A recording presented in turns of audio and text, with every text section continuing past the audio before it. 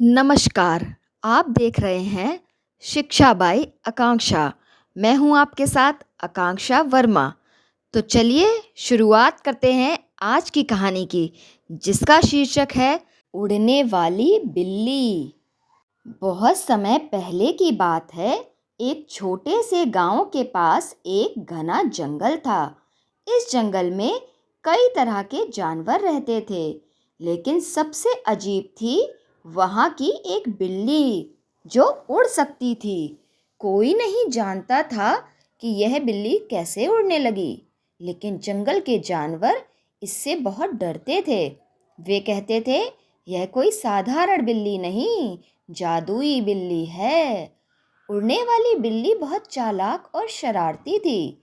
वह जंगल के छोटे जानवरों को डराती और उनके खाने पर कब्जा कर लेती। अगर कोई उसे रोकने की कोशिश करता तो वह उड़कर तेजी से भाग जाती।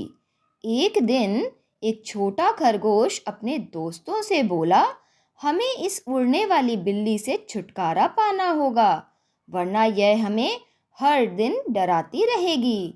लेकिन कोई भी हिम्मत नहीं कर पा रहा था। जंगल में एक बुद्धिमान लोमड़ी भी रहती थी। उसने सबकी बातें सुनी और बोली, अगर यह बिल्ली उड़ सकती है तो जरूर इसके पास कोई जादुई ताकत है। हमें इसे चतुराई से हराना होगा। लोमड़ी ने एक योजना बनाई और बोली, हम इसे हवा में ही फंसा सकते हैं, लेकिन हमें इसके उड़ने की वजह जाननी होगी। अगले दिन लोमड़ी और खरगोश ने मिलकर उड़ने वाली बिल्ली को मिठाई का लालच दिया। खरगोश बोला, बिल्ली बहन, तुम इतनी ताकतवर हो, लेकिन हमें बताओ तुम उड़ती कैसे हो? बिल्ली बहुत घमंडी थी। हंसते हुए बोली, अरे मूर्खों, मैं यह जादुई पंखों वाला पट्टा पहनती हूँ, जिससे मैं उड़ सकती हूँ। यह सुनकर लोमड़ी और खरगोश समझ गए कि अगर उसका पट्टा निकाल लिया जाए तो वह उड़ नहीं पाएगी। रात को जब बिल्ली गहरी नींद में थी, लोमड़ी और खरगोश उसके घर आए और धीरे से उसका जादुई पट्टा उठा लिया और लेकर भाग गए। सुबह जब बिल्ली उड़ने की कोशिश करने लगी तो वह गिर पड़ी। अब वह सभी बिल्लियों की तरह रह गई थी।